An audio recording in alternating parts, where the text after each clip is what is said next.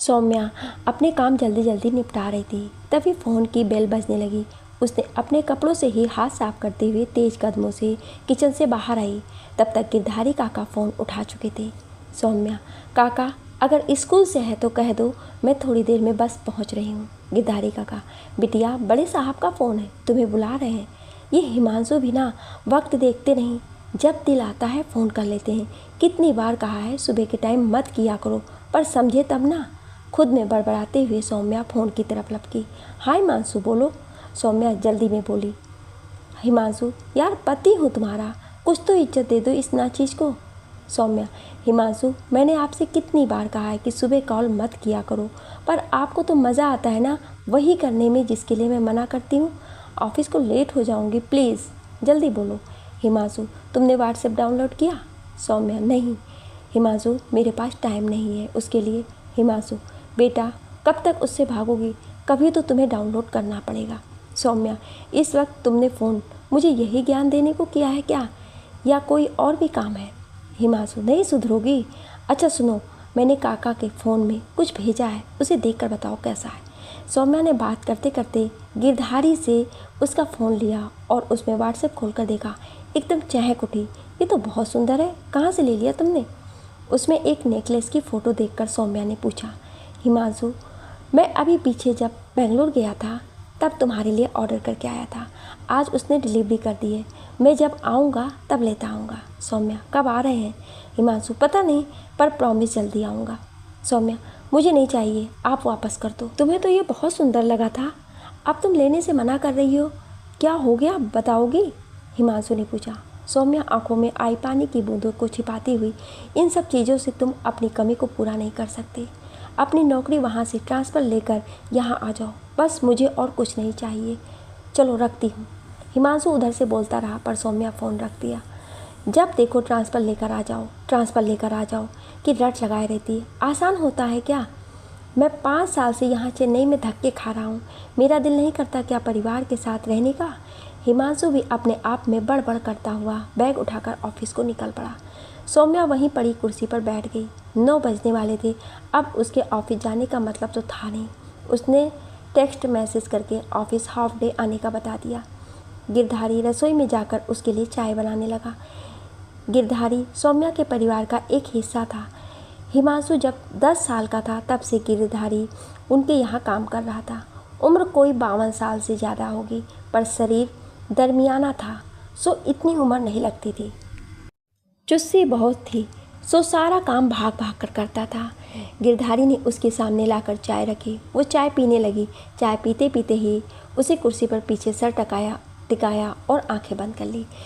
गिरधारी उसके सामने बैठकर उसकी तरफ देखते हुए बोला, बिटिया हमारी भौजी की तबीयत खराब है, हम सोचे थे बड़े साहब के आने के बाद गाँव जाएंगे, पर साहब तो पता नहीं कब तक आएंगे, तो क्यों ना हम अपनी भौजी को देख आएं। कब और कितने दिन के लिए जाओगे काका? वैसे ही आंखें बंद किए सौम्या ने पूछा। गिरधारी, आज मंगल है, कल निकल जाए क्या? 2-3 दिन में इतवार तक लौट आएंगे। सौम्या, ठीक है काका, आप कल चले जाना। गिरधारी, तो आप अकेले कैसे रहोगी, यहाँ संभाल लोगी? सौम्या, हो जाएगा, आप चिंता मत करो काका, कहकर सौम्या बाकी बची चाय पीने लगी।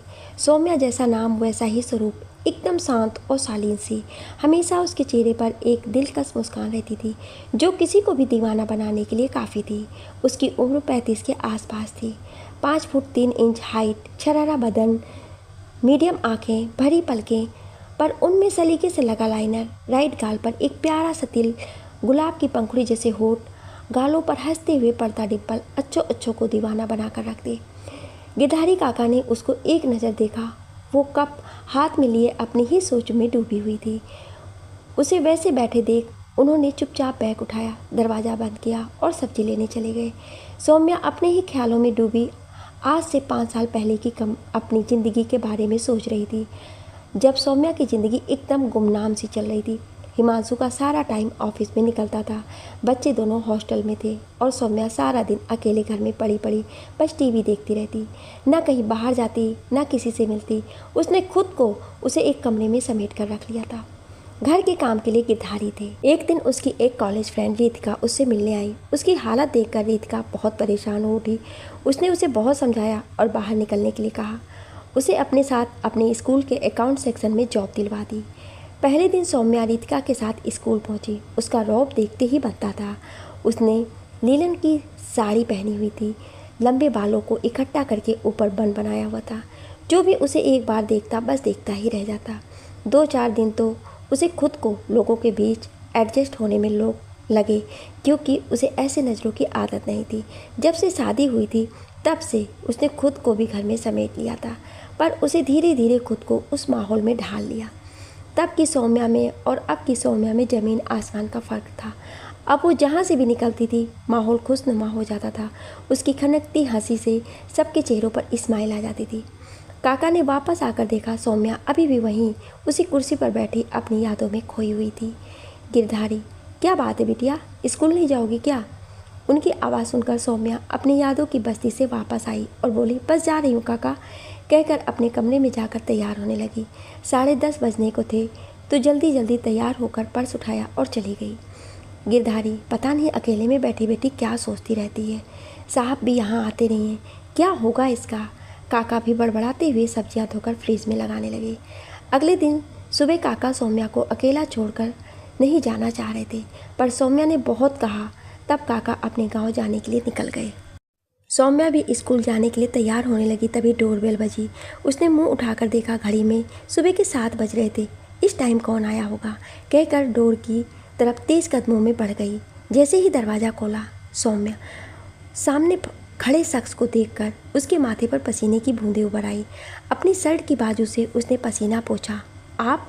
सामने गेट पर खड़ा शख्स मुस्कुराकर उसकी तरफ देखता है। बिना कुछ बोले एक बुके और केक उसकी तरफ बढ़ा देता है। Happy love anniversary my love, कहकर उसके फॉरहैंड पर किस करता है। सौम्या के दिल की धड़कन बहुत बढ़ गई और वो डर के मारे कांपने लगी।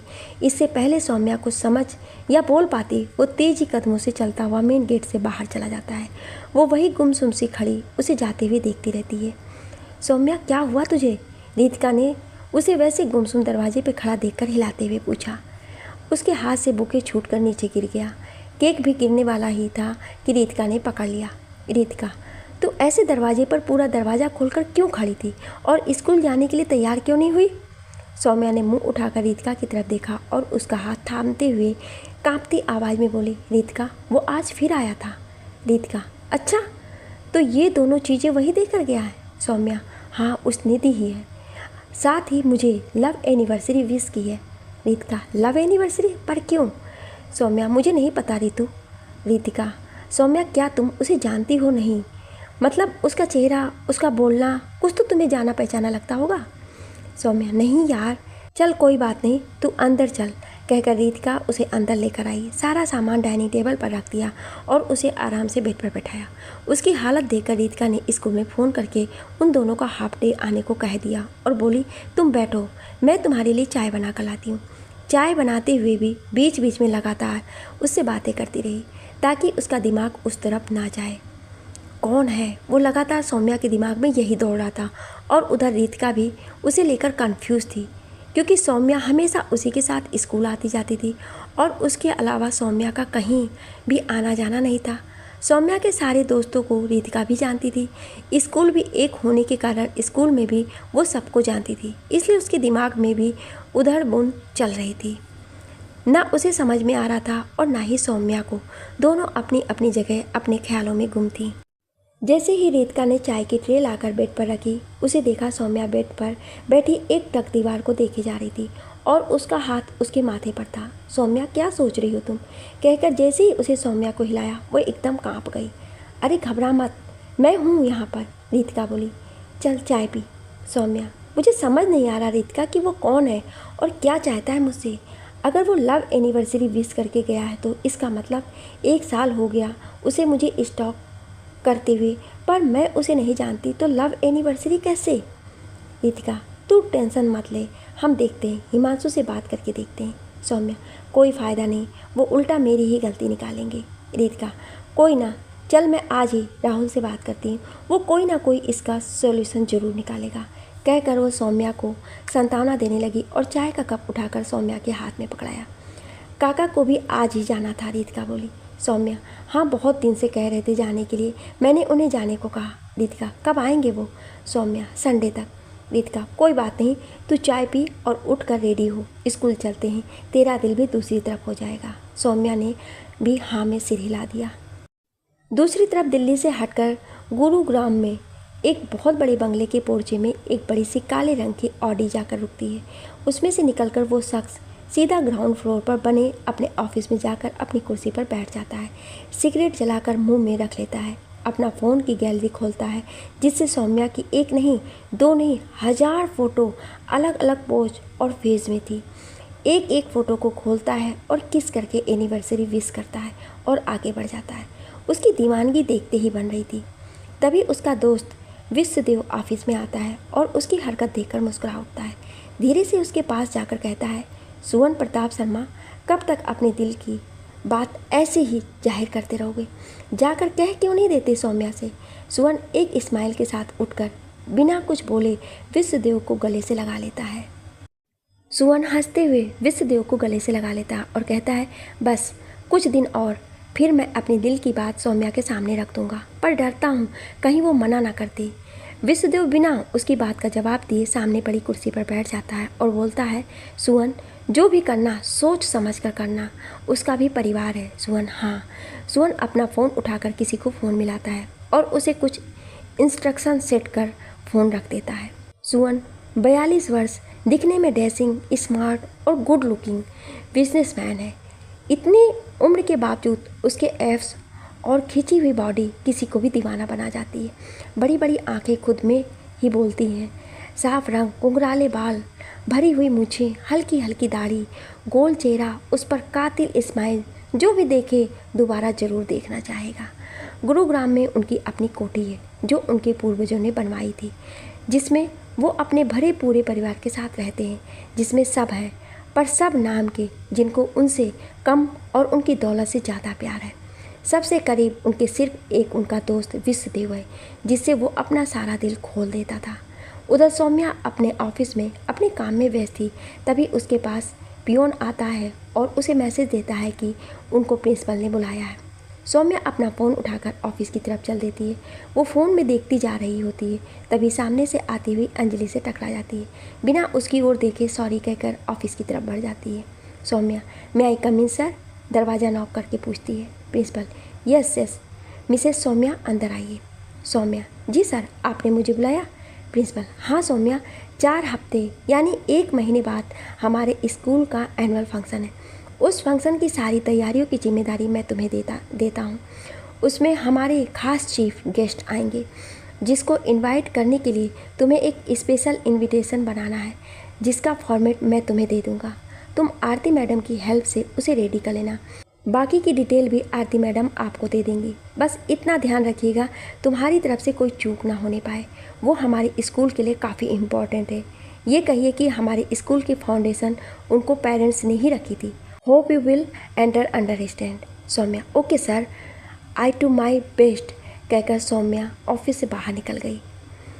बाहर उसे अंजलि मिल गई। उसे देखते ही अंजलि बोली, यार सौम्या, तुम आगे पीछे देखकर नहीं चलती हो, अभी गिर जाती मुझसे टकराकर। सौम्या, सॉरी यार अंजलि, मैं अपने फ़ोन में कुछ देख रही थी। कुछ देर यहाँ वहाँ की बातें के बाद अंजलि बोली, अंजलि एक बात और बता, तुमने अभी तक स्कूल का ग्रुप ज्वाइन क्यों नहीं किया? सौम्या, क्या स्कूल का कोई ग्रुप भी है?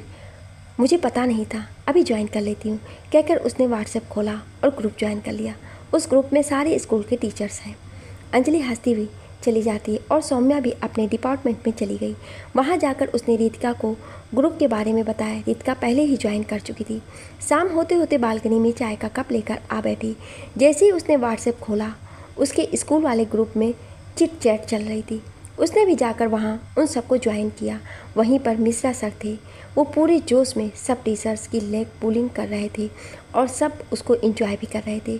उसमें बात करते करते सौम्या कब उनके साथ होली पता ही नहीं चला। 2 घंटे बीत गए। खाना खाकर समय सोने के लिए चली, तभी उसने देखा कि मिस्टर मिश्रा सर ने उन्हें एक दूसरे ग्रुप में भी ऐड किया है। उसने मिश्रा जी से पूछा, मिश्रा जी, क्या मैं इस ग्रुप में किसी को जानती हूँ? मिश्रा जी, बहुत सारे हमारे ही स्कूल के टीचर हैं और कुछ बाहर के सब लोग भी हैं। आप फिक्र न करें, अगर कोई भी परेशानी हो तो आप रिमूव हो जाना। ओके, कहकर सौम्या ने फ़ोन रख दिया। आशुतोष मिश्रा जी वैसे तो स्कूल में योगा और स्पोर्ट्स टीचर थे, पर एक आकर्षक व्यक्तित्व के मालिक भी थे। एकदम फिट और हंसमुख, कभी भी उनके चेहरे पर सिकन या गुस्सा नहीं देखा था। ये स्कूल ग्रुप भी उन्होंने ही बनाया था और दूसरा ग्रुप भी। सुबह रोज के काम निपटाकर सौम्या स्कूल को निकल गई। जाने से पहले उसने वो बुके और केक कूड़े वाले को दे दिया। वहाँ आज उसे 2 बज गए थे।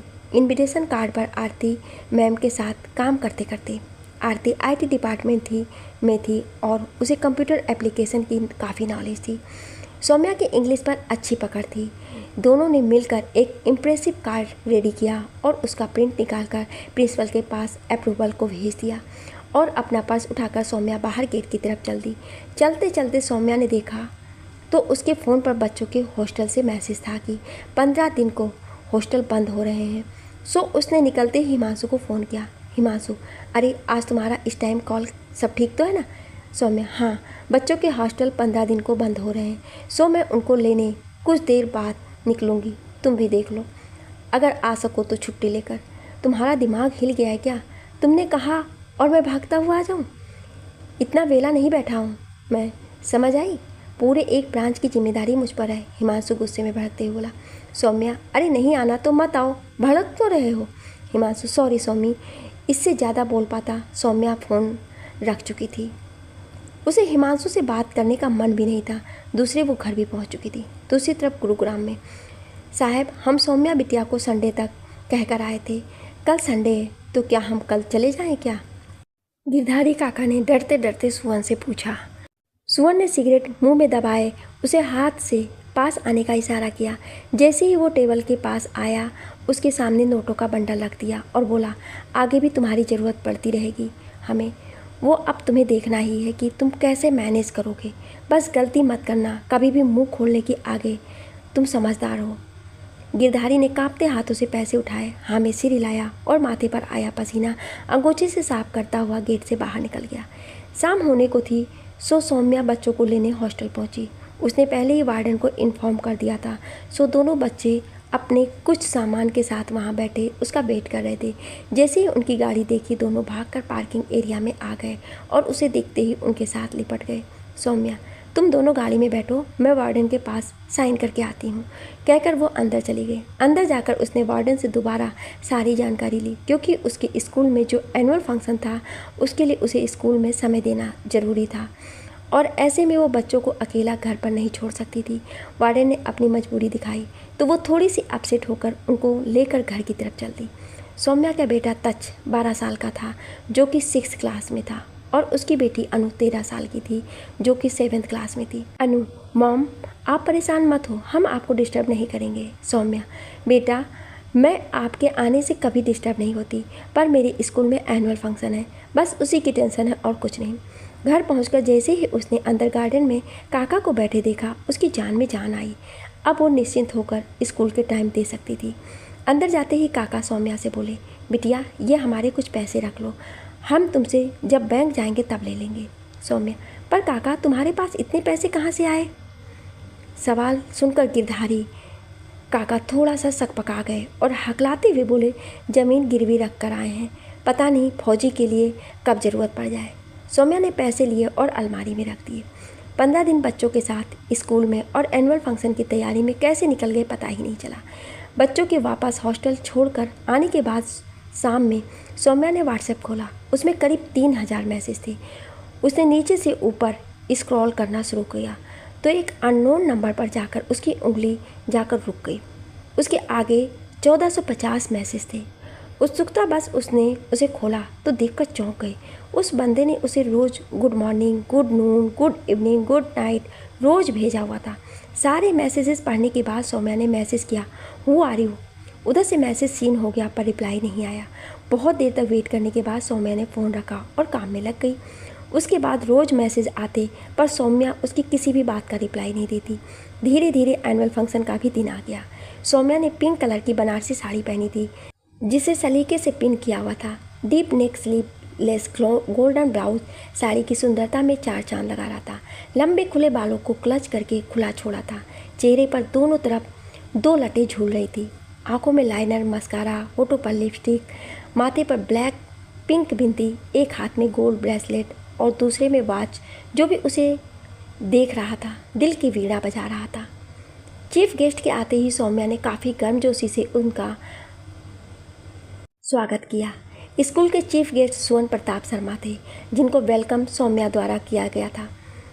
स्टेज की कमान सौम्या के हाथ में थी, सो हर प्रोग्राम के बाद जब भी वो स्टेज की तरफ देखती, सुवन को अपनी तरफ देखता पाती। बस झेप कर स्माइल करके दूसरी तरफ देखने लगती। फंक्शन ख़त्म होते ही सुवन को प्रिंसिपल ऑफिस में चला गया। सौम्या घर को निकल गई। शाम को जब सौम्या फ़ोन लेकर बैठी तो उसी अननोन नंबर से उसके पास 50 मैसेज थे। उसने खोल कर देखे तो उसमें उसकी फंक्शन वाली पिक्स भी थी, जिसके नीचे कमेंट किया हुआ था, आप पर ये कलर बहुत सूट करता है, आप पिंक साड़ी में बहुत सुंदर लग रही थी।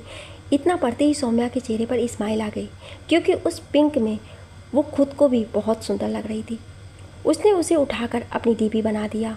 फिर उसने मैसेज करके थैंक्स कहा और पूछा, आप कौन हैं और आप उस फंक्शन में क्या कर रहे थे, आपने अपनी डीपी क्यों नहीं लगा रखी है। कुछ देर के बाद इंतज़ार के बाद जब कोई रिप्लाई नहीं आया तो सौम्या ने फ़ोन रख देती है। थोड़ी देर के बाद उसके फ़ोन बजने लगा। हिमांशु को फ़ोन था। उठाते ही बोला, यार सौमी, तुम्हारी डीपी तो गजब की लग रही है, उसे हटा दो वरना नज़र लग जाएगी। तुम इतनी खूबसूरत कब से हो गई सौम्या, जब से तुम गए हो तब से। इतना कहकर सौम्या हंसती। हिमांशु, अभी तो मैं गया था तकरीबन 5 महीने पहले, तब तो तुम ऐसी ना थी। 5 महीने में ये चेंज देखना पड़ेगा, पता नहीं था। सौम्या, देख लेना अगले 5 महीने बाद आकर। हिमांशु समझ चुका था कि ये उसके लिए ताना है, तो उसने बच्चों को और काका का पूछकर फ़ोन रख दिया। सौम्या ने जैसे ही व्हाट्सएप खोला, उसकी उंगलियां सीधा उसी नंबर पर गई। वहाँ डीपी लगी हुई थी। जैसे ही उसने डीपी देखी, सौम्या एकदम चौंक गई। उसका सर घूम गया और वह कुर्सी पर बैठ गई। डीपी सुमन प्रताप शर्मा की थी, जो आज स्कूल में चीफ गेस्ट बनकर आए थे। उसके सामने आज स्कूल में वो सारा इंसिडेंट घूम गया। जैसे उनका उसे देखकर मुस्कुराना, बार बार उसको देखना आदि। ओके, तो ये वही बंदा था जो रोज़ मुझे स्टॉक कर रहा था, पर क्यों? यही सवाल बार बार उसके दिमाग में घूम रहा था। उसकी हिम्मत नहीं हो रही थी कि व्हाट्सएप खोलने की। उसने फ़ोन साइड पर रखा और चुपचाप बैठकर अपने दिमाग के घोड़े दौड़ाने लगी। काका ने चाय लाकर रखी और बोले, बिटिया क्या सोचती रहती हो तुम ऐसे अकेले बैठी। सौम्या, कुछ नहीं काका, बस ऐसे ही, कहकर वो चाय पीने लगी। रात को बच्चों से बात करके उसने व्हाट्सएप खोला। सोच रखा था कि उस नंबर को वो नहीं खोलेगी, ना ही उसकी किसी भी बात का जवाब देगी, पर जो सवाल खुद के दिमाग में चल रहे थे उनका क्या, उनके भी तो जवाब चाहिए थे। यही सोचकर उसने सुवन का नंबर खोला। वो उस वक्त ऑनलाइन ही था। सौम्या की बत्ती जलते ही उसका मैसेज आया, Suvan, hello Saumya ji. Saumya, hello sir. Suvan, मैं जानता था आप कभी ना कभी मेरे मैसेज का रिप्लाई ज़रूर देंगी या मैसेज ज़रूर करेंगी। सौम्या, ओह ओके सर, पर आपको मेरे ही मैसेज का वेट क्यों था। सुवन, सौम्या जी, मैं आपसे बाद में बात करूं, अभी मेरी एक अर्जेंट ऑनलाइन मीटिंग है, सो सी यू लेटर, कहकर उसने व्हाट्सएप बंद कर दिया। इस टाइम मीटिंग, कहकर सौम्या ने घड़ी देखी, 10 बज रहे थे। सो सौम्या लेट गई और खुद ही अपने ख्यालों में अपने जवाब ढूंढने लगी। पता नहीं कब उसे नींद आ गई। अगले दिन सुबह रोज़ की तरह रेडी होकर सौम्या स्कूल को निकल गई। स्कूल पहुंचते ही उसने फ़ोन खोला तो उसमें उसे सुवन का गुड मॉर्निंग नज़र आया। इसका रिप्लाई उससे गुड मॉर्निंग में दे दिया और फिर अपने काम में लग गई। पर दिमाग में कहीं ना कहीं चल रहा था कि वो सुवन से पूरी बात कब करे, क्योंकि उसे बहुत कुछ जानना था जो उससे छुपा था। उसने इस बारे में रितिका से भी कोई बात नहीं की, क्योंकि वो पहले खुद किसी नतीजे तक पहुंच जाना चाहती थी। लंच ब्रेक में प्रिंसिपल सर उसे बुलाया। उन्होंने मिलते ही सौम्या से उसके काम की बहुत तारीफ़ की और कहा जितने अच्छे से उसने हैंडल किया और कोई नहीं कर सकता था। सौम्या, थैंक यू सर, पर मैं आपसे एक बात जान सकती हूँ, अगर आप बुरा ना माने। प्रिंसिपल, ज़रूर सौम्या, क्यों नहीं।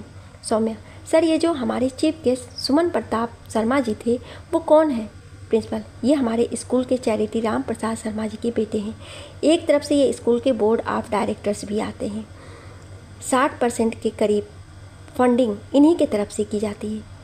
क्यों, कोई प्रॉब्लम है क्या। सौम्या, नो सर, वैसे ही पूछा। थैंक्स बोलकर सौम्या वापस ऑफिस अपने डिपार्टमेंट में चली गई। घर पहुंचते ही लंच करके शाम में अपना फ़ोन लेकर बैठ गई। पहले तो उसे सारे मैसेज पढ़े, फिर हिमांशु को मैसेज किया। सौम्या, हिमांशु, मुझे आपसे बात करनी है, क्या फ्री हो? हिमांशु, फ्री तो नहीं हूँ, फिर भी तुम कहो क्या कहना है। सौम्या, घर कब आ सकते हो? हिमांशु, फिलहाल तो अभी 2 महीने तक और छुट्टी नहीं ले सकते क्योंकि वो लोड बहुत ज़्यादा है। सौम्या, ओके। सौम्या ने उसके बाद सुवन के प्रोफाइल पर क्लिक किया। उसके 5 मैसेज थे। सबको पढ़ने के बाद सौम्या ने हेलो भेजा। सुवन, हाँ जी सौम्या जी कहिए, आप क्या कहना चाह रही थी? सॉरी, कल मेरी एक अर्जेंट मीटिंग थी, इसी के चलते मैं कल आपसे बात नहीं कर पाया। होप आप बुरा नहीं मानी होंगी। सौम्या, इट्स ओके सुवन जी, मैं आपसे सिर्फ ये पूछना चाह रही थी कि आप मुझे कैसे जानते हैं? सुवन, सौम्या जी बता दूंगा, पर आई थिंक आपने ये सवाल बहुत जल्द पूछ लिया। और बताइए कैसी हैं आप? सौम्या झेपती हुए, मैं ठीक हूँ सर। सुवन, गुड, चलिए अभी आप रेस्ट कीजिए, हम फिर बात करेंगे, कहकर सुवन ऑफलाइन चला गया।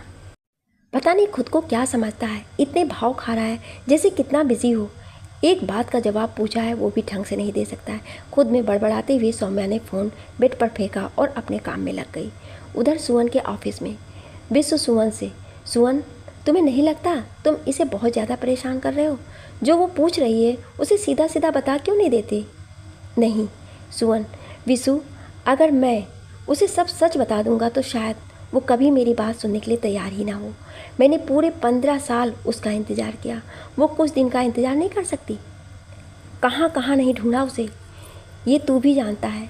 पर अब जब वो सामने है तो मैं उसे खोना नहीं चाहता, इसीलिए मैं कोई भी काम जल्दबाजी में नहीं करूँगा, कहकर सुमन लैपटॉप पर कुछ काम करने लगा। विश्व, पता नहीं तेरे दिमाग में हर टाइम क्या चलता रहता है। सुमन, किससे बोला ये पिस्सू? तुझे नहीं पता मेरे दिमाग में क्या चलता है? एक तू ही तो है जो सब जानता है, फिर भी ये बोल रहा है। विश्व ने उसकी तरफ देखकर स्माइल किया और बोला, सच में तू पागल है, तुझसे बड़ा पागल इस दुनिया में मैंने कोई नहीं देखा और ना ही कभी देखेगा। इतना कहकर सुमन हंस दिया और अपना काम करने लगा।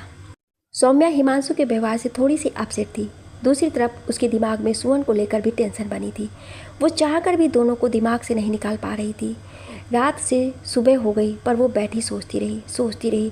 रात भर जागने से सिर दर्द से फटा जा रहा था। उसने प्रिंसिपल को मैसेज करके मेडिकल लीव कह दी और खुद काका को चाय बनाने को कहकर बेड पर पिलो लगाकर आधी सी बैठ गई। दिमाग में आया कि हिमांशु को बता दूं, पर दिल ने कहा जब उसे परवाह नहीं तो बताने से कोई फ़ायदा नहीं। सो हाथ में उठाया हुआ फ़ोन वापस साइड टेबल, आंखें बंद करके सर बेड के पीछे टिका दिया और आंखें बंद कर ली और अपने अतीत को खंगोलने लगी। कितनी खुश थी वो जब ग्रेजुएट होकर कॉलेज से निकली थी। 2 बहनें और 2 भाई में से सबसे बड़ी सौम्या पढ़ाई में काफ़ी अच्छी थी। फर्स्ट क्लास से ग्रेजुएट होने के बाद पापा ने पूछा था, सौम्या बेटा आगे क्या करना है?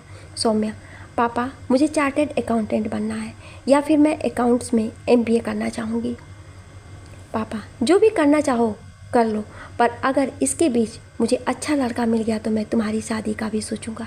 सौम्या, नहीं पापा अभी नहीं, 3 साल बाद प्लीज़, पहले मैं थोड़ी सेटल हो जाऊं, कुछ बन जाऊं, तब कहकर पापा से लाड़ लड़ाते हुए गले में झूल गई।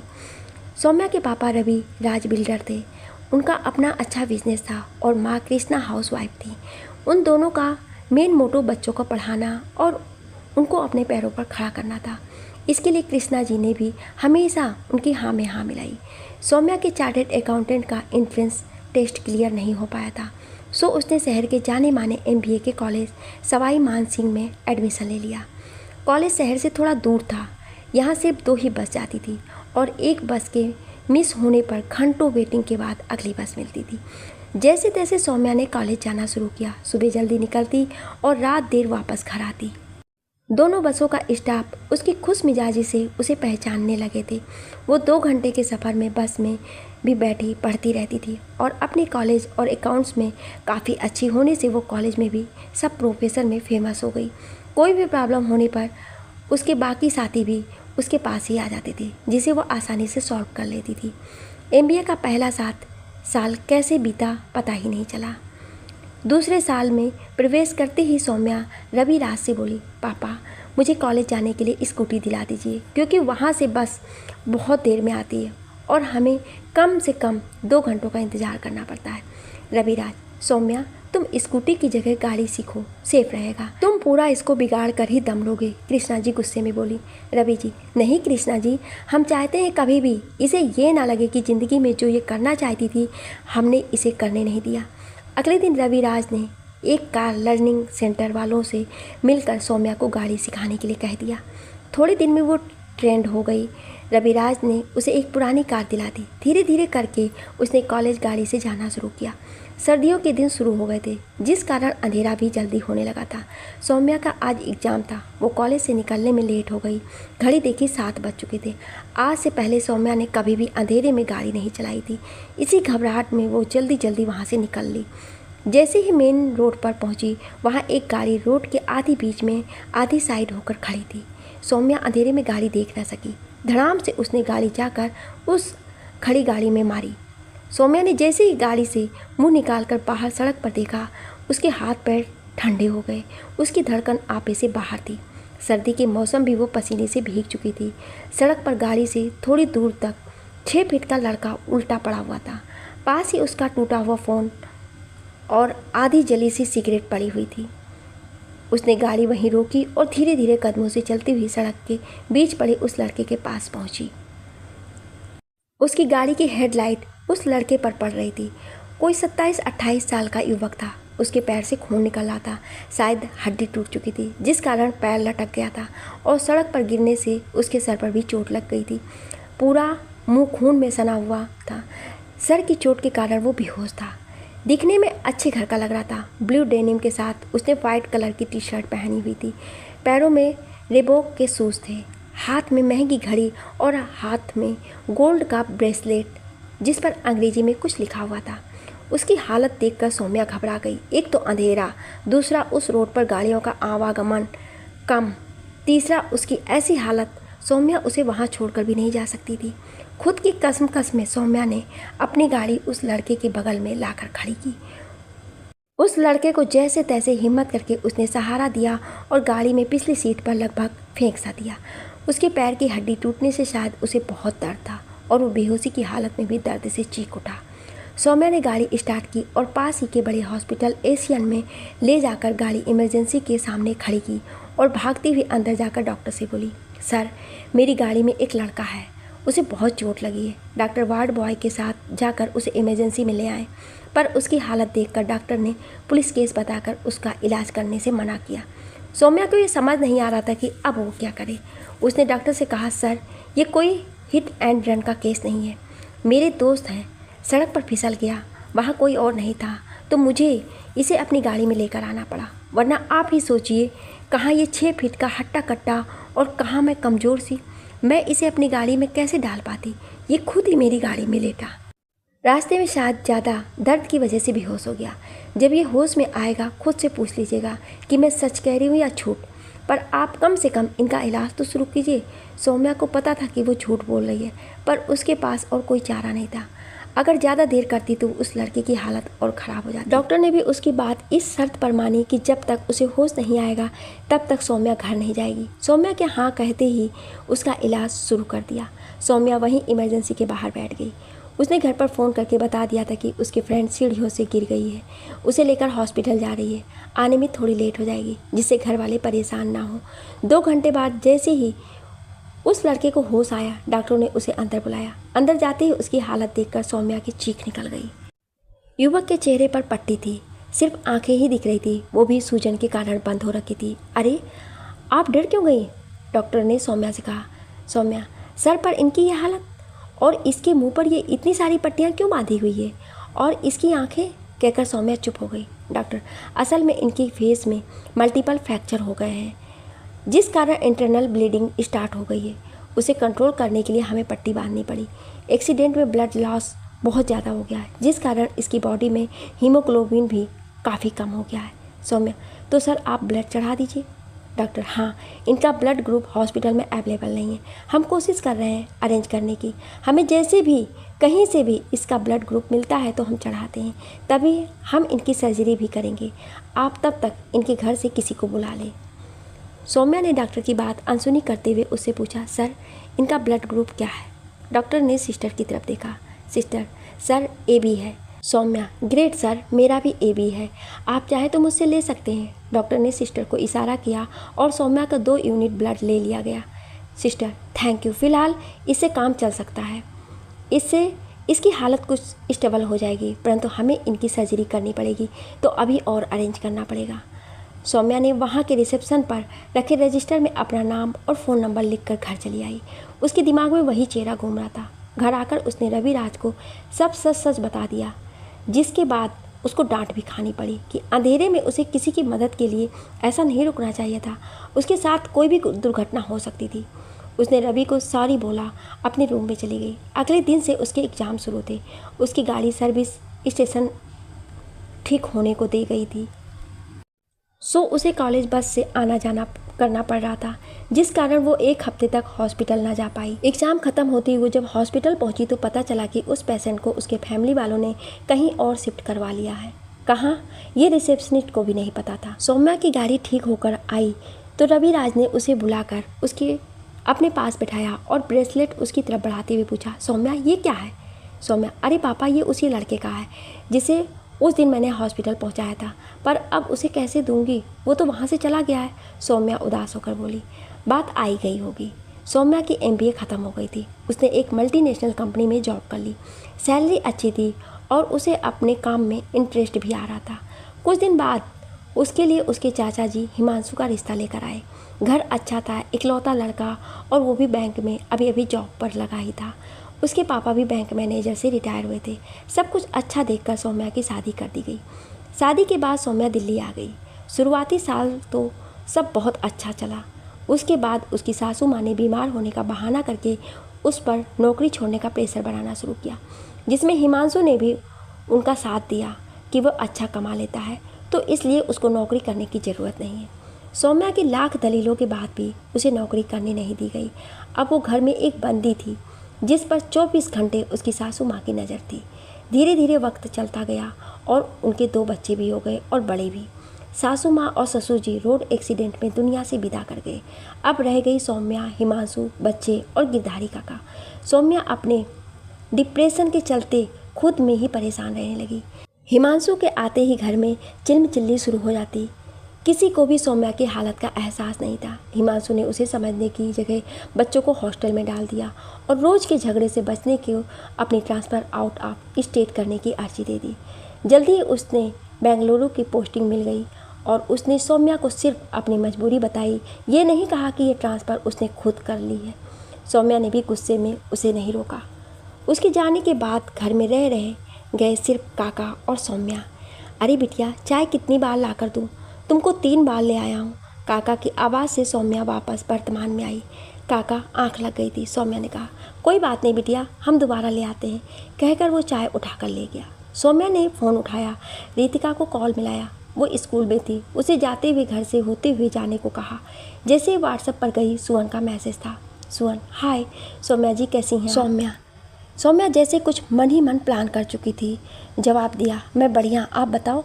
बातों का सिलसिला शुरू हो गया। दोनों की बातें सुबह जागने से लेकर रात सोने तक बातें होने लगी। दोनों अपनी हर छोटी बात शेयर करने लगी। जो सौम्या बोलना भूल चुकी थी, वो अब सुवन से खुलने लगी थी। सुवन घंटों सौम्या का सुनता रहता था। सौम्या भी हर दिन की सारी बकबक उसके पास कर लेती थी। एक दिन रात सौम्या सुवन से बात कर रहे थे। 12 बजने वाले थे। सुवन ने सौम्या को सोने को कहा। सौम्या बोली, आज मेरी स्लीपिंग पिल्स ख़त्म हो चुकी है और उनके बिन मुझे नींद नहीं आएगी। सुवन, पिल्स लेने की वजह? सौम्या, सिंपल, जी नींद ना आना। सुवन, वही तो, क्यों नहीं आती है ये भी तो बता दो। सौम्या, नहीं पता। दोनों के दिलों में कुछ केयर और फीलिंग्स थी एक दूसरे के लिए, पर छुपाना बेटर था। बताने से दोनों के बीच एक अजीब सी चुप्पी छा गई। सौम्या और सुमन के बीच एक दोस्ती का रिश्ता पनपने लगा था, जिसमें दोनों को एक दूसरे की फिक्र थी। दोनों ज़्यादा टाइम एक दूसरे से चैट्स करते हुए निकलते थे, पर दोनों में से किसी ने भी कभी मिलने की ख्वाहिश नहीं की थी। इन दोनों को बात करते हुए 3 महीने हो चुके थे। इस बीच सबसे बड़ा बदलाव सौम्या में आया था। उसने खुद का ध्यान रखना शुरू कर दिया था और एक बहुत ही प्यारी सी स्माइल सारा दिन उसके फेस पर रहती थी, क्योंकि वो जब जब व्हाट्सएप खोलती तब तब उसे सुवन का कोई ना कोई ऐसा कॉम्प्लीमेंट मिल जाता जिसे ना चाहते हुए भी उसके मुंह पर स्माइल आ ही जाती। अब उसकी सारी दुनिया ही फ़ोन में रहने लगी थी। स्कूल में जब भी जितना भी टाइम मिलता वो उसी में गुजारती। वो कहते हैं ना, जब 24/7 का किसी के साथ आपका साथ हो जाए तो वो हक बन जाता है। यही सौम्या और सुमन के साथ भी हो गया। दोनों ही एक दूसरे पर ज़रूरत से ज़्यादा हक दिखाने लगे थे। ये जायज़ भी था क्योंकि दोनों एक दूसरे को बहुत अच्छे से समझने लगे थे। दोनों व्हाट्सएप से निकलकर अब एक दूसरे के फ़ोन फ्रेंड बन चुके थे। सौम्या की मात्र हेलो बोलने से ही सुमन उसके दिमाग को पढ़ लेता था। जो बातें पहले व्हाट्सएप पर होती थी अब वो वहाँ से निकलकर कॉल पर होने लगी थी। एक दिन सौम्या को बहुत ज़्यादा सर दर्द था, उसे फीवर भी था, सो वो बेहोशी की हालत में बेड पर से उठ ही नहीं पाई। पूरा दिन बीत गया, ना ही व्हाट्सएप पर आई थी ना ही कॉल पर। हिमांशु ने गिरधारी काका से पूछकर उसका ख्याल रखने को कहकर अपनी जिम्मेदारी से इत्श्री कर लिया, पर उधर से सुमन उसे बार बार कॉल कर रहा था। फ़ोन म्यूट होने के कारण उसका फ़ोन ना तो सौम्या उठा पाई ना ही मैसेज का जवाब दे पाई। सुबह से शाम हो गई, सुमन बेचैनी से इधर उधर घूम रहा था। अनहोनी की शंका से उसका दिल बैठा जा रहा था। आखिरकार जब सुमन से नहीं रहा गया तो उसने गिरधारी काका को फ़ोन मिलाया। उसका नंबर देखकर गिरधारी के हाथ काँप गए। उसे काँपते हाथों से फ़ोन उठाया और बोला, जी साहब। सुमन, गिरधारी, सौम्या कहाँ है? वो फ़ोन क्यों नहीं उठा रही है? वो ठीक तो है? गिरधारी, नहीं साहब, सौम्या बिटिया को बहुत तेज़ बुखार है और वो सुबह से उठी नहीं है। सुमन, साले बुड्ढे, तू मुझे अब बता रहा है कि सौम्या की तबीयत खराब है? सुबह से तू मर गया था क्या? सुमन गुस्से से चिल्लाया। सामने बैठे विश्व ने उसे इशारे से शांत रहने को कहा। 2 मिनट चुप रहकर सुमन बोला, मेरी बात करा सौम्या से अभी? काका, नहीं साहब, वो अभी अभी सोई है। सुमन ने गुस्से में आकर फ़ोन पटक दिया और विश्व से बोला, मैं अभी थोड़ी देर में आता हूँ। विश्व, पर तू इस वक्त कहाँ जा रहा है? सुमन, तूने सुना नहीं, सौम्या की तबीयत बहुत ख़राब है। तभी मैं सोच रहा था मुझे सुबह से बेचैनी क्यों हो रही है, मैं उसके पास जा रहा हूँ, कहकर उसने गाड़ी की चाबी उठाई और निकल गया। बहुत तेज़ गाड़ी चलाते हुए वो सौम्या के घर के नीचे पहुँचा। गाड़ी पोर्च में लगाकर सीधे दरवाजे की घंटी बजा दी। गिरधारी काका दरवाज़ा खोलते ही उनको हाथ से एक और धकेलते हुए भागते हुए ऊपर पहुँचा। सौम्या के कमरे का दरवाज़ा खोलते ही दरवाजे पर खड़े सुमन ने बड़ी हिम्मत करके धीरे से बोला, सौम्या। सौम्या ने कोई जवाब नहीं दिया। पीछे पीछे गिरधारी काका भी वहाँ तक चले आए। उन्होंने अंदर आकर कमरे की लाइट जला दी। सुमन उसके पास पहुँचा, उसके माथे पर हाथ लगाकर देखा। उसका माथा भट्टी से जैसा तप रहा था। सुमन, थर्मामीटर ला जल्दी। गिरधारी काका ने डिब्बे से निकाल कर धोकर उसे दे दिया। सौम्या को 104 बुखार था और वो बुखार में ठंड से कांप रही थी। सुमन ने गिरधारी काका को इशारा किया, वो चुपचाप वहाँ से चला गया। सुमन उसके सर के पास बैठा और आंखें बंद कर ली और बोला, तुमने क्या हाल बना रखा है अपना? सौम्या, कम से कम एक बार बताती तो सही। कुछ करता हूँ, क्या करूँ खुद से कहकर उसने अपने फैमिली डॉक्टर को फ़ोन किया। सौम्या की वहीं रखी दवाइयाँ डिस्कस की। दवाइयाँ ठीक थी। डॉक्टर ने बताया कि वायरल की वजह से इसे बुखार है, कल सुबह तक होश आ जाएगा। डॉक्टर को थैंक्स कहकर उसने विश्व को फ़ोन करके कहा कि वो रात को घर नहीं आएगा। विश्व, पागल मत बन, चुपचाप घर आ जा। अगर किसी को पता चला कि तू रात भर वहाँ था तो बेकार में सौम्या के घर में भी टेंशन होगी और तेरे घर में भी। समझा या नहीं? मैं तुझे बहुत बार समझा चुका हूँ कि अपने इस पागलपन को अपने और सौम्या के परिवार से दूर रख और चुपचाप घर आ जा। सुमन भर्राई आवाज़ में, तू समझ नहीं रहा विश्व, सौम्या की तबीयत बहुत ख़राब है, उसको 104 बुखार है। उसे ऐसे छोड़कर तो बिल्कुल भी नहीं आ पाऊँगा और तू 100 बार कहेगा मैं तब भी नहीं आऊँगा, कहकर उसने गुस्से में फ़ोन रख दिया और वहीं सौम्या के पास बैठा उसके सर पर ठंडे पानी की पट्टियाँ रखने लगा। विश्व कॉल करता रहा लेकिन उसने फ़ोन नहीं उठाया। आखिरकार विश्व ने गिरधारी काका को फ़ोन करके कहा कि जब तक मैं नहीं पहुंचता हूं तब तक तुम सब वहां संभाल लेना। ठीक है साहब, कहकर गिरधारी काका किचन में जाकर चाय बनाने लगे। विश्व ने वहां पहुंचते ही सौम्या को बुखार में तपते देखा और वहीं कुर्सी लेकर कमरे में बैठ गया। विश्व, तू क्यों आया? मैंने मना किया था। विश्व, क्योंकि मैं तुझे अकेला नहीं छोड़ सकता, ये तू भी जानता है। सुमन, जानता हूँ, पर भरोसा रख, मुझे खुद के ऊपर कंट्रोल करना आता है। तू जानता है सौम्या मेरे लिए क्या है, पर मैं कभी भी इसकी कमज़ोरी का फ़ायदा नहीं उठाऊंगा, कहकर वो फिर से पट्टियाँ रखने लगा। विश्व थोड़ी देर बाद बाहर जाकर ड्राइंग रूम में सोफे पर बैठ गया। काका ने उसे चाय दे दी। सुमन ने भी जब देखा कि सौम्या का बुखार थोड़ा कम हुआ तो उसने भी पट्टियाँ छोड़कर वहीं कुर्सी पर सर पीछे टिकाकर लेट गया और उसकी आंख लग गई। रात को बार बार उठकर उसने सौम्या को देखा। सुबह 6 बजे सौम्या की नींद खुली। उसने अपने पास सुवन को देखा जो कुर्सी पर बैठा था और उसके हाथ के ऊपर हाथ रखकर सो रहा था। सौम्या का रंग डर के मारे पीला पड़ गया, उसके होश पाख्ता हो गए। उसने घबरा कर अपना हाथ एकदम से खींचा, उसके हाथ के निकलते ही सुवन की नींद खुल गई। सुवन, सौम्या तुम ठीक तो हो? आप यहाँ क्या कर रहे हो? और आपको मेरे घर का पता किसने बताया? सौम्या ने दबी सी आवाज़ में पूछा। सुवन, तुम ये सब छोड़ो, तुम मुझे ये बताओ, जब तुम्हारी तबीयत इतनी ख़राब थी तुमने मुझे फ़ोन क्यों नहीं किया? सौम्या थोड़ा सा ऊपर होकर बैठ गई और बोली, आप यहाँ से चले जाओ। अगर हिमांशु को पता चल गया कि आप यहाँ थे तो बेकार का क्लेश हो जाएगा। सुवन, चला जाऊँगा, पर पहले तुम ठीक हो जाओ। सौम्या, मैं ठीक हूँ सुवन जी। जैसे ही सुवन ने उसके माथे पर हाथ रखा, उसकी पलकों से आंसू की बूंदें गिरती हुई उसके गालों पर लुढ़क गई। उसने आंखें बंद कर ली। सुवन वहीं बेड पर बैठ गया और बोला, सौम्या तुम रो रही हो, प्लीज़ इन आंसुओं को बर्बाद मत करो, ये बहुत कीमती है। कहकर उसने उसके आंसू साफ करने के लिए जैसे ही अपना हाथ उठाया तो सौम्या ने उसका हाथ वहीं रोक दिया और बोली, प्लीज़ आप यहाँ से चले जाओ। इतने में आवाज़ सुनकर विश्व अंदर आया और बोला, कैसी हो आप सौम्या? उसको देखकर सौम्या एकदम घबरा गई, क्योंकि वो पहले कभी विश्व से मिली ही नहीं थी। सुवन, ये मेरा दोस्त विश्व है, रात भर मेरे साथ यहीं था। इतने में गिरधारी काका चाय बनाकर कमरे में ले आए और बोले, बिटिया तुम्हारे फ़ोन पर बार बार इन साहब का फ़ोन आ रहा था, तो मैंने ही फ़ोन उठा करके इनको तुम्हारी तबीयत का बता दिया, और घर का पता भी मैंने ही इनको बताया था। पूरी रात इन्होंने ही तुम्हारे सर पर पट्टी रखकर तुम्हारा बुखार कम किया है। मैं तो तुम्हारी हालत देखकर घबरा गया था। बड़े साहब को फ़ोन किया, उन्होंने तुम्हारा ख्याल रखने को कहकर फ़ोन रख दिया। चलो अब आप चाय पी लो, फिर मैं नाश्ता बनाता हूँ, फिर तुमको दवाई भी खानी है, कहकर काका रसोई में चले गए। सौम्या ने सर बेड पर टिका दिया, उसकी आंखों से लगातार आंसू की धारा बहने लगी। विश्व ने अपनी चाय का कप उठाया, सुवन को इशारा किया और बाहर चला गया। सुवन, सौम्या ऐसे क्यों रो रही हो? रोने का कारण तो बताओ। सौम्या कोई जवाब नहीं दिया तो सुवन बोला, अच्छे से रोकर पहले दिल हल्का कर लो, फिर बात करते हैं, कहकर सुवन भी अपनी चाय लेकर विश्व के पास बाहर चला गया। जब बहुत देर तक सौम्या कमरे से बाहर नहीं आई तो सुवन और विश्व दोनों अंदर गए। सुवन, सौम्या रो चुकी आप या और रोना है? सौम्या ने मुंह उठाकर सुवन की तरफ देखा, उसका मुंह और आंखें रोने से एकदम लाल हो चुकी थी। सुवन, हे ये क्या हाल बना रखा है, क्या फिर से फीवर हो गया है क्या? कहते हुए उसने जल्दी जल्दी सौम्या के माथे को छूकर फीवर चेक करना शुरू किया। सौम्या, मैं ठीक हूँ सुवन जी, मुझे अभी फीवर नहीं है। सुवन, फिर तुम्हारा चेहरा इतना लाल क्यों है? सौम्या बिना उसकी बात का जवाब दिए बोली, अभी तक गए नहीं?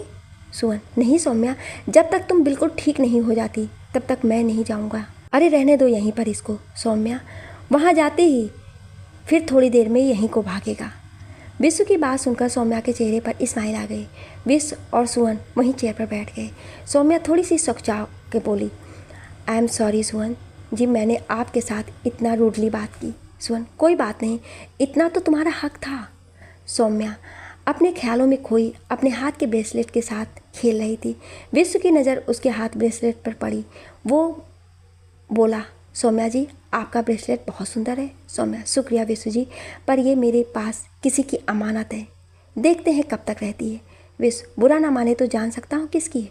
सौम्या, मैं खुद नहीं जानती तो आपको क्या बताऊँ, कहकर वो फिर उसके साथ खेलने लगी। विश्व, और अगर जिसकी अमानत है उसने आकर आपसे मांगी तो आप क्या करेंगी, दे दोगे? सौम्या, हाँ जी ज़रूर, अमानत में खयानत थोड़ी ना कर सकती हूँ। और अगर उसने ब्रेसलेट के साथ कुछ और मांग लिया तो, कहकर सुवन चुप हो गया। सौम्या, और क्या मांगेगा, मेरे पास उसे देने के लिए और कुछ है ही नहीं। थोड़ी देर में काका ने नाश्ता लगा दिया। विश्व और सुवन नाश्ता करके वहाँ से चले गए। सौम्या अपने कमरे में बैठी बैठी अपने ही ख्यालों में गुम थी। काका पानी लेकर आए और बोले, बिटिया आप दवाई खा लो, वरना ये जो साहब यहाँ रुके हुए थे मुझे फ़ोन करके फिर डांटेंगे। नहीं डांटेंगे काका, मैं समझा दूंगी, कहकर सौम्या ने दवाई खा ली। कुछ देर के बाद सुवन सौम्या चेयर्स पर बात करने लगे। बातों बातों में कब 3 घंटे निकल गए पता ही नहीं चला। अभी रोज़ का भी हो गया था। धीरे धीरे उनकी बातें बढ़ती जा रही थी। दोनों ने एक दूसरे के निक नेम रख लिए थे। इसको आप दोस्ती से ऊपर का प्यार कह सकते हैं। सुवन सुबी हो गया था और सौम्या सोमी। दोनों की प्यार वाली दोस्ती परवान चढ़ रही थी। एहसास दोनों को था, पर चाहते हुए भी दोनों अपने आप को रोक नहीं पा रहे थे। एक अजीब सा खिंचाव और अपनापन दोनों एक दूसरे के लिए महसूस कर रहे थे। एक दिन शाम का समय, सौम्या बालकनी में बैठी चाय पी रही थी। तभी डोरबेल बजी। काका ने दरवाज़ा खोला। सामने सुवन को देखकर चौंक गए। सुवन ने मुस्कुराकर काका की तरफ देखा और बोला, आपकी बिटिया कहाँ है? काका ने हाथ से बालकनी की तरफ इशारा कर दिया। वहां जाकर उसे देखा, सौम्या उसी के व्हाट्सएप पे मैसेज कर रही थी। उसने जाकर पीछे से सौम्या की आंखें बंद कर दी और बोला, बताओ कौन? आवाज़ सुनते ही सौम्या घबरा कर उठी। जैसे ही उसे सीधा खड़े होने की कोशिश की, वो अपना संतुलन संभाल ना सकी, एकदम गिरने लगी। सुवन ने उसको हवा में ही संभाल लिया। तब वो सुवन की बाहों में थी। सुवन एक टक सौम्या को देखे जा रहा था। वो बहुत ही प्यारी और सुंदर लग रही थी। उसके खुले बाल जमीन को छू रहे थे। मोटी मोटी आंखें, जो सौम्या ने डर के मारे आंखें बंद की हुई थी, गजब ढा रही थी। सुवन का दिल उसे अपने इतने पास देखकर बड़े जोरों से धड़क रहा था। सौम्या ने जैसे ही धीरे से आंखें खोली, सुवन का मुंह उसके मुंह के पास था। उसकी आंखें देखकर सौम्या वहीं खो गई। सुवन एकदम बोल पड़ा, ये वक्त यहीं थम जाए और हम यूं ही एक दूसरे की बाहों में समाये खड़े रहें। ना तुम कुछ कहो ना मैं कुछ कहूँ, बस तेरी मेरी आंखों को ही बात कहने दो। सुवन के मुंह से शेर सुनते ही सौम्या थोड़ा सा होश में आई और खुद को संभालते हुए खड़ी हो गई। मुझे बचाने के लिए थैंक्स, सौम्या ने शर्म से खुद को समेटते हुए कहा और सुवन को बैठने के लिए हाथ से इशारा किया। खुद बैठते ही अपने बालों को उठाकर जूड़ा बनाने लगी। सुवन, अरे इनको खुला ही रहने दो, ये खुले ज़्यादा अच्छे लगते हैं तुम पर। सौम्या के हाथ वहीं के वहीं रुक गए और उसके बाल दोबारा उसके कंधों पर झूल गए। दोनों चुप बैठे एक दूसरे के बोलने का इंतजार कर रहे थे। काका चाय रखकर चले गए। तभी सौम्या के फ़ोन से लगातार नोटिफिकेशन आने लगे। उसने उठाकर खोला तो स्कूल के प्रिंसिपल ग्रुप में एक साथ काफ़ी सारे मैसेज थे। सौम्या ने उसे पढ़ते ही सुवन की तरफ सवालिया नज़रों से देखा। वो बड़े आराम से हाथ में सिगरेट पकड़े हुए दूसरे में कप पकड़े चाय का मज़ा ले रहा था और सोचों में डूबा हुआ बस सौम्या को देखे जा रहा था। दोस्तों, हमारे समाज और हमारी भी यही सोच है कि प्यार एक उम्र के दौर तक ही हो सकता है, पर नहीं, मेरा मानना है कि प्यार एक ऐसी फीलिंग होती है जो किसी भी इंसान के दिल में कभी भी पनप सकती है और उसका दो इंसानों पर क्या प्रभाव होता है वही हम आगे सुनेंगे। क्या आप अगला भाग सुनना चाहेंगे? तो कमेंट में यस ज़रूर लिखिएगा। Thank you.